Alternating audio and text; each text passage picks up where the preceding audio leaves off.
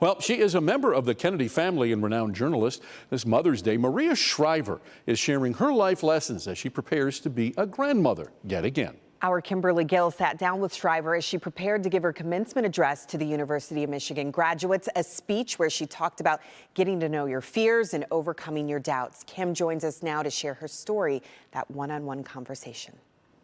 Yes, we talked about family, motherhood, what it's like now that she's a grandmother, and why she's using her voice to bring much needed attention to Alzheimer's prevention, particularly in women.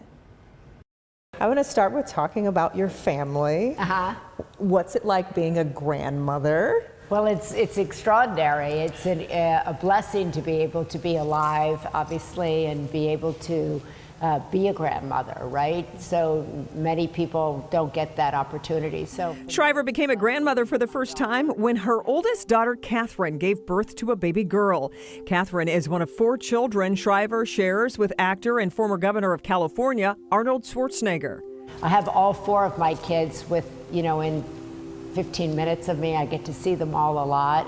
And so to have this new relationship with this new person is such a gift, and I thank God every day that I'm alive to have that experience, and I'm going to have it again. So certainly being a mother is the greatest accomplishment of my life and the greatest joy of my life, and being a grandmother is a whole new experience. Born into the famous Kennedy family, Shriver's mother, Eunice, was the sister of President John F. Kennedy and U.S. Senators Robert and Ted Kennedy. Her mom was her biggest supporter and role model, but she admits their parenting styles are different.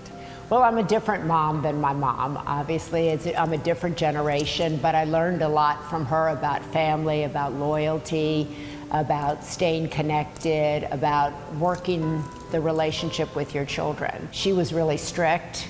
I don't think I'm that strict.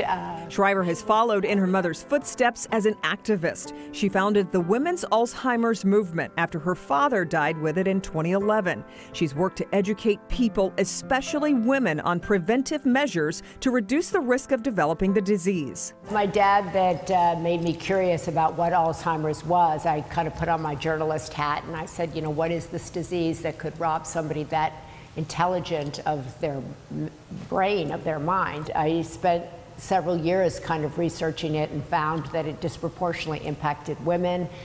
So I did a report on that, then found out that women's research lagged decades behind men's. What would you want women to know about Alzheimer's disease? Well, first I'd want women to know that they've got to take control of their health. They can't think, oh, I'll put my kids first, I'll put my partner first, I'll put my job first, and I'll be okay, because women are disproportionately impacted by autoimmune disease, by depression, by neurological disease, and women need to kind of focus on their own health. They need to look at their own bodies. They need to trust their own health. They need to get doctors who understand what they're going through. We need a whole revolution when it comes to perimenopause and menopause and hormones. We need to understand how women age, and so often they get kind of caught between taking care of themselves, their children, their partners, and their parents.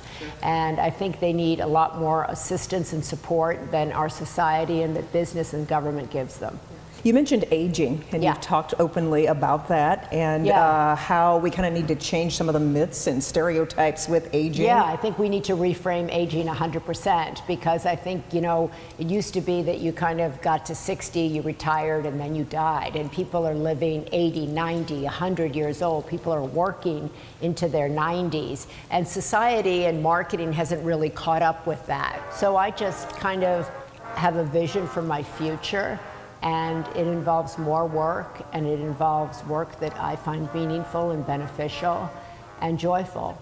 And it involves my family, and I feel really blessed that my mind has allowed me to write, to be curious, to invent, to create, to imagine.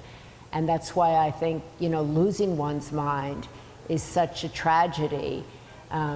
And so that's what's really, part of my mission, is to help others not lose their mind and to empower others to see themselves as what I always say is architects of change, no matter their age, young or old.